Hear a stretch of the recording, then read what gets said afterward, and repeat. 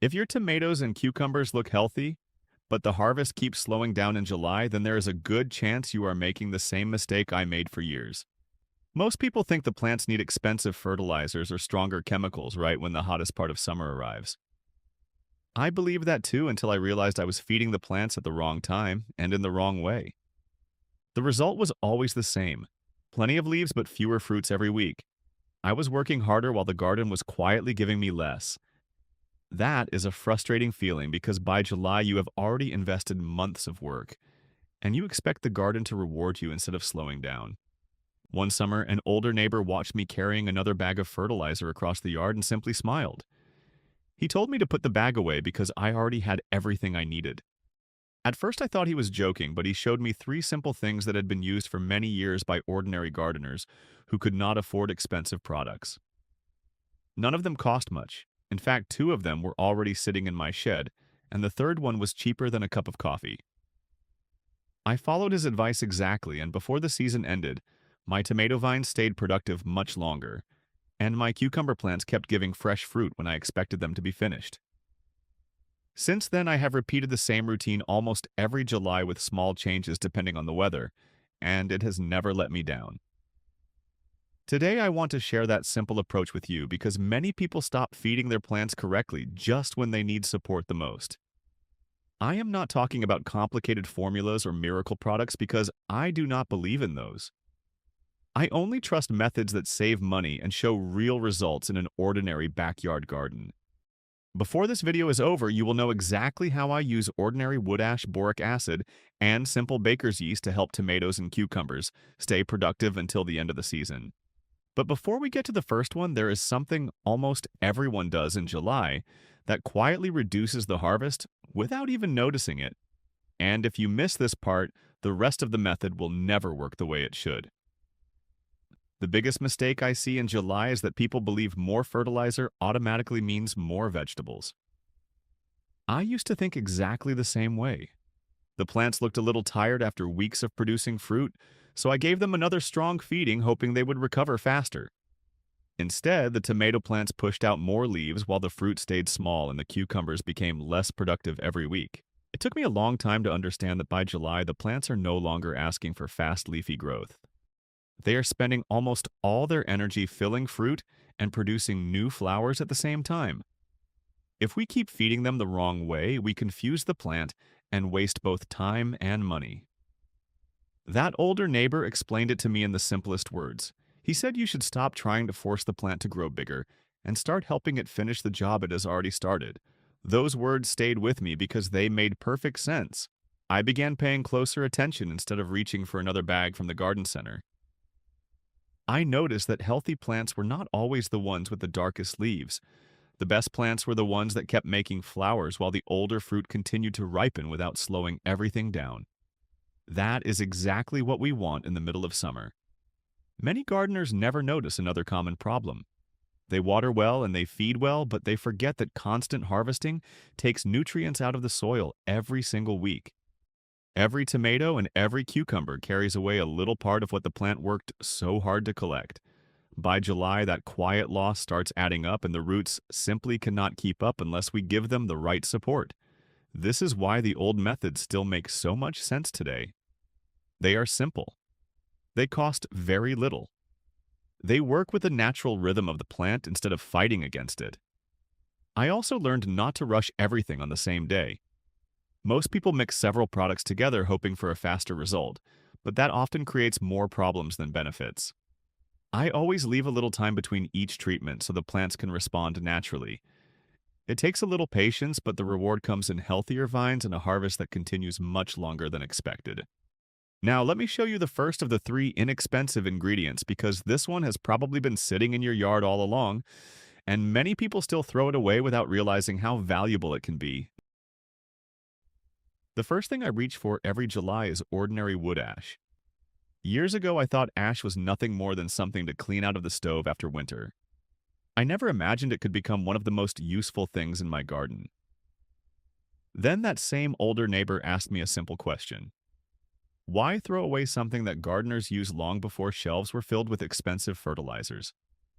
From that day on, I started saving clean wood ash from untreated firewood, and I have done it every year since.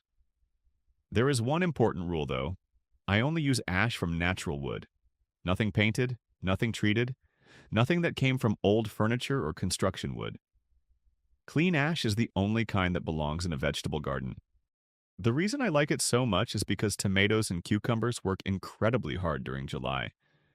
Every new flower, every growing fruit, and every sunny day asks a little more from the plant.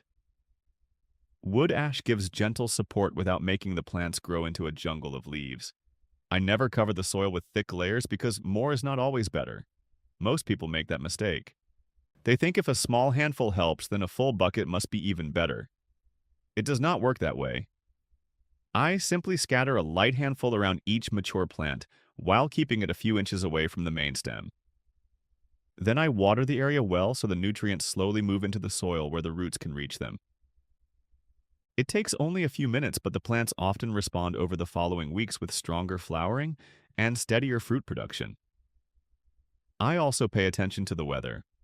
If heavy rain is expected, I wait until it passes because a downpour can wash fresh ash away before it has a chance to do its job. Another little habit I learned many years ago is never to apply wood ash on the same day as every other feeding. I like giving the plants time to use one simple treatment before moving to the next. It keeps everything easy to remember, and I believe the plants respond better without being overloaded. Many gardeners skip this quiet step because it looks too simple to matter. I understand that feeling because I once thought exactly the same, but after repeating this method season after season, I stopped judging results by how expensive a product was. I judged them by the number of tomatoes and cucumbers I carried back to the kitchen. And once the ash has done its part, there is another inexpensive ingredient that surprises almost everyone because it is used in such a tiny amount, yet can make a remarkable difference when the plants begin setting more flowers. The second thing I never skip in July is boric acid, and this is probably the one that surprises people the most because you need so little of it. Years ago, I thought if something was useful, then using more would give even better results. That was a mistake, and I learned it quickly. With boric acid, less is definitely better. I only use a very small amount because the goal is not to feed the plant heavily. The goal is to help the flowers develop well, so more of them become healthy fruit instead of drying up and falling to the ground. Every gardener has walked through the garden and seen beautiful flowers disappear without producing anything. It feels disappointing because you know every lost flower could have become another tomato or cucumber. That is exactly why I pay attention to this simple treatment every July when the plants are still blooming while carrying mature fruit at the same time. I dissolve a small amount of boric acid in warm water first because it mixes much better that way. Then I add it to a larger amount of cool water before using it. I never guess the amount, and I always follow the instructions on the package because this is one of those products where accuracy really matters. I prefer applying it early in the morning when the air is cool or later in the evening after the strong sun has passed. Those quiet hours give the plants time to absorb the treatment without unnecessary stress. Most gardeners make another mistake here. They repeat the treatment again and again every few days hoping for faster results. I never do that. One careful application at the proper time is usually enough, and then I simply watch the plants over the following weeks. Gardening has taught me that patience often gives better results than constant interference. Sometimes doing less is actually the smarter choice. After using this method for several seasons, I noticed something encouraging. More flowers stayed on the plants, and more of them slowly turned into growing fruit.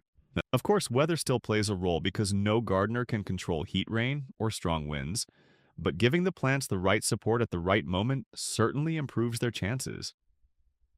That is why I continue using this old method instead of chasing every new product that appears on store shelves each spring. But there is still one more inexpensive ingredient left to show you. And in my opinion, it is the most interesting of all, because many people know it only from the kitchen, while very few gardeners understand how a simple mixture of ordinary yeast can gently wake tired plants up during the second half of summer. Now let me tell you about the third method because this one almost sounds too simple until you see it working in your own garden. I am talking about ordinary baker's yeast. Most people think of bread when they hear that word and never imagine it has a place among tomato vines and cucumber plants. I felt the same way until an experienced gardener showed me how he had been using it for years. He smiled and said the biggest mistake people make is believing every useful garden solution has to come in an expensive bottle with a colorful label. Sometimes the oldest ideas stay alive simply because they continue to work. I prepare the yeast mixture carefully and I never rush it. I dissolve the yeast in warm water with a small amount of sugar and leave it for a short time so it becomes active. After that, I dilute it with more water before using it around the base of the plants. I do not pour large amounts because there is no need. A moderate feeding is enough. The soil should already be moist before applying it, so I usually water the garden first if the ground is dry. That simple habit helps the roots take up moisture evenly and avoids unnecessary stress during the hottest weeks of summer. I also never use the yeast mixture every week because too much of a good thing is still too much. I treat it as an occasional boost rather than a regular feeding schedule. Over the years, I noticed that plants often respond with fresh energy. New growth appears more evenly, and the vines seem ready to continue producing instead of slowing down too early. Of course, yeast is not magic, and it cannot rescue neglected plants or fix poor watering habits. Healthy soil, regular harvesting, and steady care still matter the most. The yeast simply becomes another helpful piece of the whole picture. This is why I always tell people not to expect miracles from one single ingredient. The real success comes from combining several small good habits that work together through the season. That is exactly what these three inexpensive methods have taught me. Each one does a different job, and together they support the plants without forcing unnatural growth or wasting money on products you may not need. There is one final lesson I learned after many seasons, though, because even gardeners who use all three of these methods often make a few small mistakes that quietly reduce their harvest. Those mistakes are easy to avoid once you know what to watch for, and they can make the difference between a good season and one you will remember for years. Dot. After using these three simple methods for many years, I realized that the biggest difference between an average harvest and an excellent one usually comes down to a few small habits that people hardly notice. I used to believe the secret was always another fertilizer or another special product, but I was wrong. The real secret was paying attention to the plants every few days instead of trying to fix everything at once. I never leave overripe tomatoes hanging on the vines because they keep asking the plant to spend energy where it is no longer needed. As soon as a tomato reaches a good size and color, I pick it. The same goes for cucumbers. I harvest them regularly before they become too large because every cucumber left on the vine tells the plant that its work is finished. Frequent harvesting encourages fresh flowers and new fruit, and that simple habit costs absolutely nothing. Another mistake I often see is watering a little every evening. The surface becomes wet, but the deeper roots stay thirsty. I prefer watering less often but more deeply, so the moisture reaches where it is really needed. During very hot weather, I also like adding a layer of straw or dry grass around the plants. That old habit helps the soil stay cooler and reduces evaporation. It saves water and makes life much easier during long stretches of summer heat. One more thing I learned many years ago is not to panic when I see an old yellow leaf near the bottom of a tomato plant. Many beginners think every yellow leaf means disaster and immediately start adding more fertilizer. I simply remove old damaged leaves when necessary to improve air movement and let the plant focus its strength on healthy growth and fruit. Good airflow also helps keep the plants healthier during humid weather. I always walk through the garden slowly with a cup of coffee in the morning because small problems are much easier to solve when you notice them early. A broken branch, a dry patch of soil, or the first signs of insects are much easier to handle before they become serious.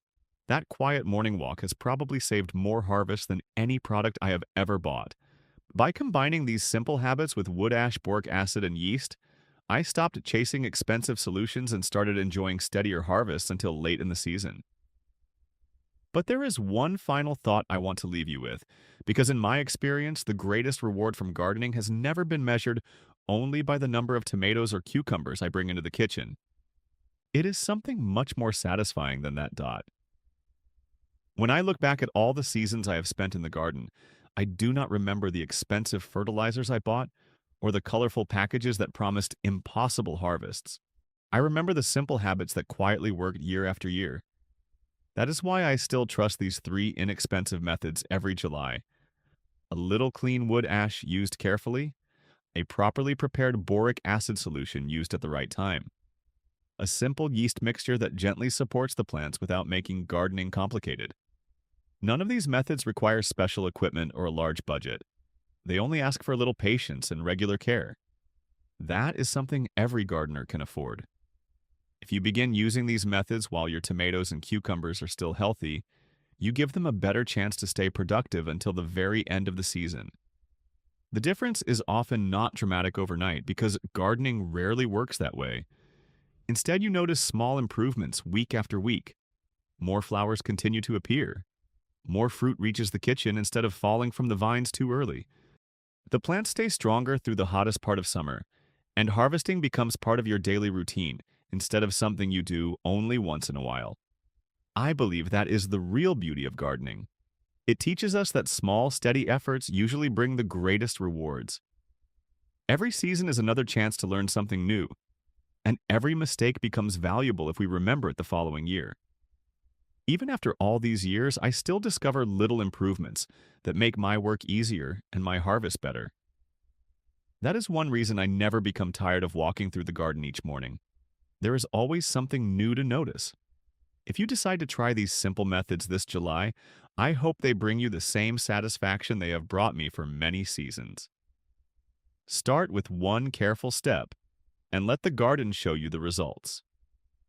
You do not have to spend a fortune to enjoy baskets full of fresh tomatoes and crisp cucumbers. Sometimes the oldest and simplest ideas remain the best because they have already proved themselves through generations of gardeners. Thank you for spending this time with me, and I truly hope your garden rewards you with one of the best harvests you have ever grown.